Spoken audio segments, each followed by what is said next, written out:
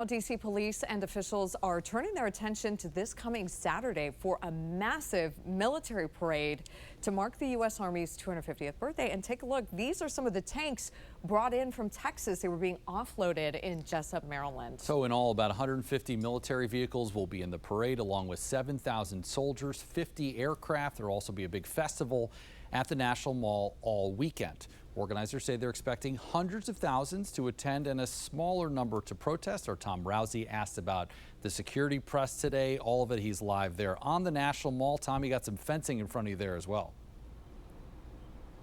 Yeah, Josh, we really got a sense today of just how big this is going to be on Saturday. You mentioned the fencing. They're going to be putting up 12.5 miles of it. You see some waiting to be set up here. You got more across the street. They are expecting a lot of people here on the National Mall on Constitution Avenue on Saturday. We're preparing for an enormous turnout.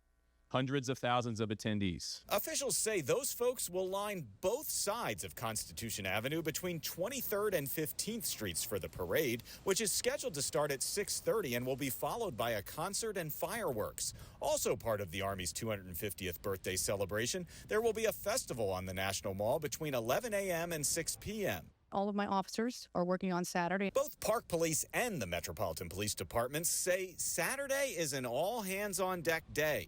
Plus, there will be other federal law enforcement and National Guard troops. This event comes after a double stabbing and a shooting happened Saturday in and nearby DuPont Circle as D.C. hosted the World Pride Parade about a half-mile away. What do you do to prevent something from happening, not necessarily right at the parade, but in the area not too far from it like that this weekend? The same thing we would do in any other special event that we have across the city.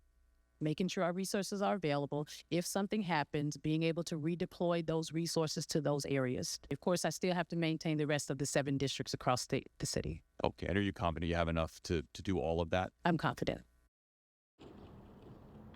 Now back here live, you see the Metro entrance to the Smithsonian station there.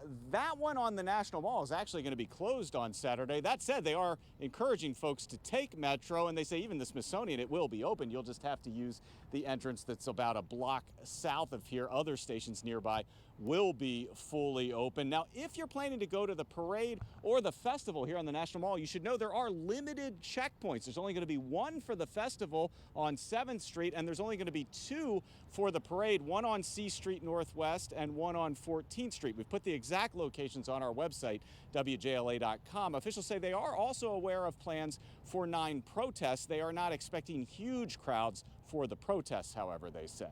Reporting live on the National Mall, I'm Tom Rousey, 7 News. Tom, thank you. And the parade, it's expected to cost up to $40 million, including the possible cost to repair D.C. streets if military vehicles cause any damage. But another part of that cost, housing for the thousands of troops who will be taking part. And 7 News got an inside look at how the 7-story General Services Administration building there in downtown D.C. is being transformed into a space for soldiers. There are sleeping areas, dining areas, an aid station, and a designated command center. Once everybody's here, the focus will shift to command and control or coordination of parade execution itself. Right now, the priority is getting everyone here safely, getting them settled into the building here, and then getting all of our equipment downloaded and ready for the parade. About 500 soldiers are already staying at the GSA building. The rest will arrive throughout this week. And you can find more of Leanna Golden's inside look there on our 7 News YouTube page. As a reminder, there will be several restrictions on the waterways in and around D.C. for the parade. A large security zone will close portions of the Potomac and Anacostia rivers, the Washington Channel, and the tidal basins. Those closures start Friday around 2 o'clock in the afternoon. And at Reagan National Airport, there will be a pause in flights in the afternoon and evening to accommodate flyovers and a fireworks display. You can find all that you need to know about those water and airspace closures, road restrictions, the parade route, how to get tickets over on our website, WJLA.com.